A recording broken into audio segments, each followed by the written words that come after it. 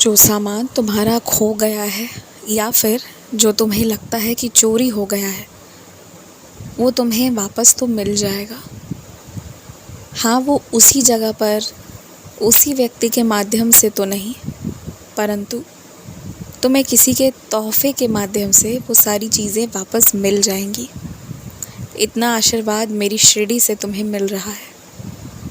एक बात और सुन लो तुम, अगर तुम्हें किसी पर भविष्य में शक होता है कि कोई तुम्हारा सामान इधर से उधर कर रहा है या किसी की दृष्टि है तुम्हारे किसी भी सामान पर, तो इसके पहले कि तुम ये बात किसी से भी घर पर कहना, किसी एक व्यक्ति से भी कहने से पहले ना, तुम मुझसे बात करने आना।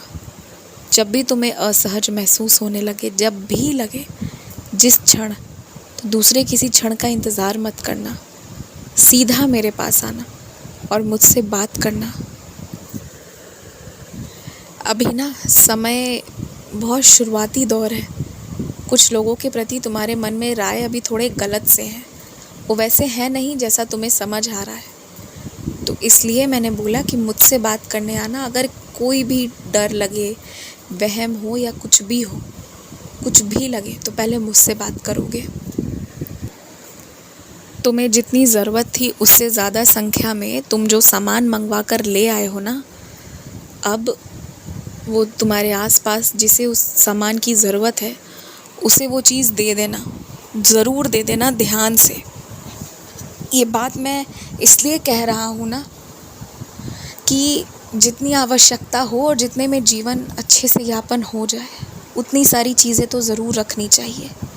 परंतु उसके बाद जो चीज़ें तुम्हारे लिए एक तरह से कह लो परेशानी बन सकती हो, या जिसे देखने संभालने में अनावश्यक तौर पर तुम्हारी ऊर्जा, तुम्हारा समय खर्च हो, तो उसे रखने की ज़रूरत नहीं है, उसे हटा देना बेहतर है। जो चीज़ें तुम्हारे लिए परेशानी है वो किसी और के लिए ज़रूरत है, और जिसके लिए ज़रूरत है वो व्यक्ति भी तो तुम्हारे ही साथ है, तो दे दो ना जिसे ज़रूरत है उसे। तुम्हें कभी भी इस फैसले पर पछतावा नहीं होगा, ये तुम यकीन मान लो। तुम अपने घर में, दफ्तर में या और भी कोई जगह जो तुम्हारे लिए बहुमूल्य है, कीमती है, जहाँ तुम्हारे सामने और तुम्हारे पीछे क्या हो रहा है ये जानना बहुत ज़रूरी है ना, उस जगह पर तुम ऐसी व्यवस्था कर लो कि तुम चाहे कहीं भी रहो, कितने भी दूर क्यों ना रहो, तुम्हें वहाँ की चीज़ें मालूम होती रहे। इसके लिए तुम्हें इंसान या उपकरण जिसका प्रयोग करना है वो करो, परंतु ये काम सबसे पहले करो। मैं ये हमेशा कहता हूँ कि पीठ पीछे क्या हो रहा है, कौन क्या बोल रहा है, ये देखना ज़रूरी नहीं है, पर बात जब तुम्हारे पेशे की हो, बात जब तुम्हारे खुद के घर की हो, तो वहाँ पर कौन क्या बोल रहा है या तुम्हारे मन में क्या पाल कर रखा है तुम्हारे लिए, ये जानना ज़रूरी नहीं है, परंतु कौन क्या कर रहा है, क्योंकि उसके कर्म का सीधा प्रभाव अगर तुम्हारे ऊपर पड़ने वाला है ना, तो यकीनन उस पर दृष्टि रखो, उस पर अपनी नज़र रखो, और वो नज़र रखना उचित है, ये बात ध्यान रखो। तुम जिस पहाड़ी इलाके की यात्रा करने के बारे में सोच रहे हो ना, अगर तुम वहाँ आना चाहते हो तो मैंने भी तुम्हें जो काम दिया है उसे पूरा करो। अगर तुम मेरा काम पूरा कर लेते हो या करने को तैयार हो, तो मैं भी तुम्हें उस यात्रा के लिए ले जाने को बिल्कुल तैयार हूँ। तुम्हें पता है कल मैंने तुम्हें ज़्यादा देर क्यों सुला दिया था? क्योंकि मैं तुमसे जितनी बार बोलता हूँ ना कि सही से सो लो, अपनी निद्रा पूरी करो, तुम्हें मेरी बात समझ नहीं आती। इसलिए मैंने सोचा कि मैं तुम्हें वो करके दिखलाता हूँ। जब तुम अच्छे से सोए तो कितने काम का भार था तुम्हारे ऊपर, पर तुम्हें एक बार भी परेशानी महसूस नहीं हुई। तुम्हारी नींद पूरी हो गई, इसलिए तुम खुश होकर सारे काम करते चले गए।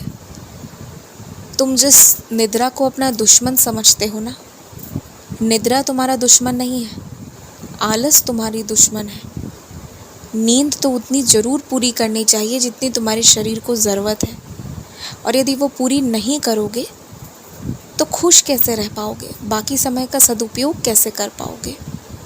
तो इसलिए अपनी नींद बिल्कुल पूरी करो। नींद तुम्हारा दुश्मन कभी नहीं है। याद रखो, आलस और जो समय काटते हैं, समय बर्बाद करते हैं, वो दुश्मन है। तो उसे दूर भगाना है। नींद तब दुश्मन बन जाती है ना, जब वो नींद तुम अपनी ज़रूरत के लिए पूरी करने की बजाय आलस में आकर बस वो निद्रा ग्रहण किए जा रहे हो तब।